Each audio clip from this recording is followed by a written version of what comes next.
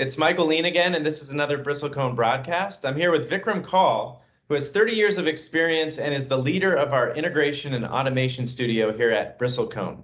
He's led some very exciting projects for us, and today we're going to talk about integration. So Vikram, integration, especially around enterprise software companies or fintech solutions, why does it matter and why can't they just do these integrations in-house? Okay, so we have to look at from who consumes, who wants integration.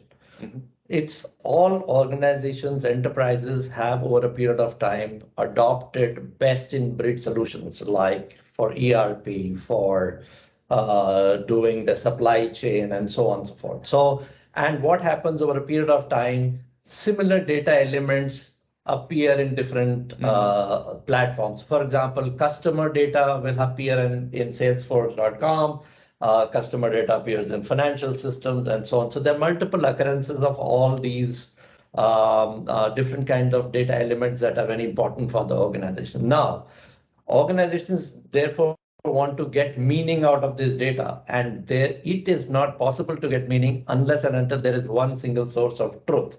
That can be done in multiple different ways, but having adopted best of breed systems, the best way to do is to have an integrated view of all the data for the organization. And therefore, integration and automation becomes important for organization. How do software companies address this? They come to Bristlecone to pre-build integration and adapters so that they can give to these enterprises for them to have one view and a single view of truth for them for their data. So are we dealing with the companies for pre-built integrations for their customers who use the platform, or are we working with the companies for their own integrations internally so they have the single source of truth? It sounds like you're talking about two things. So yes, I'm talking of two things. Mm-hmm. First, when different technology organizations go to enterprises, they would want their pre-built integrations to go into these enterprises so that their platforms are all pervasive. So we built pre-built integration for technology companies, software technology, software platform companies, fintech companies, retail tech companies, edutech companies. Mm-hmm. And when these pre-built integrations go into enterprises, we then customize their workflows, customize for their vertical use cases, and make sure that the enterprises have a complete one view of their data through integration. So going to the first case we talked about, pre-built integrations for these enterprise softwares that are selling to their customers, why can't they just build this themselves? From the outside, it looks you can put a team of 10 Java people and then make their integration. It's not that simple. Okay. Why? Integration is a complete end-to-end view. So you need to understand as a technology company what kind of use cases should be there in the target organization. What kind of complexity gets developed in the target platform, because SAP integration is different from Oracle, is different from Sage, is different from Workday, is different from Salesforce.com. A technology company focuses, since it focuses on its own data, like if a company like an Equifax or an Experian looks from its point of view, it understands its own technologies, but has less understanding of SAP and Oracle and Workday and Salesforce and so on and so forth.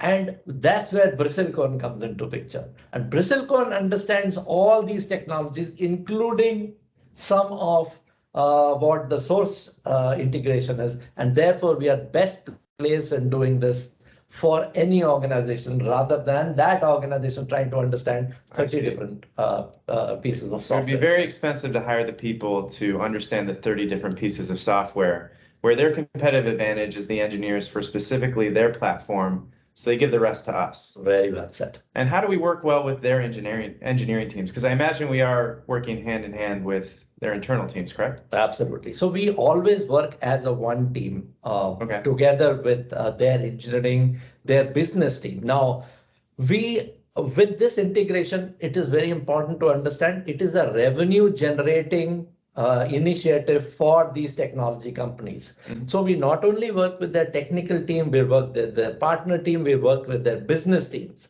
because the work we do together with this technology company actually generates revenue, multi-billion-dollar revenue streams for these technology companies. So every time we unlock a pre-built integration for them or we build it, they're in turn charging their customers.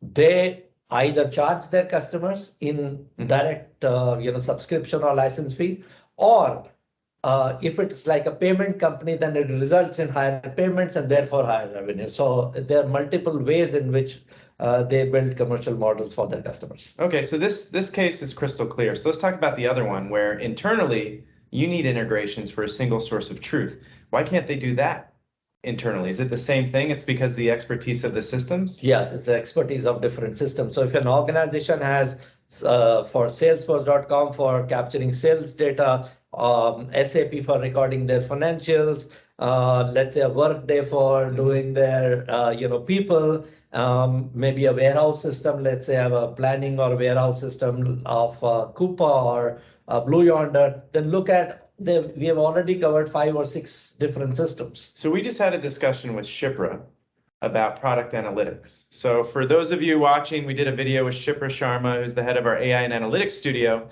talking about how product analytics can uncover different revenue streams. But it sounds like this foundational layer is needed before you can do anything advanced with data.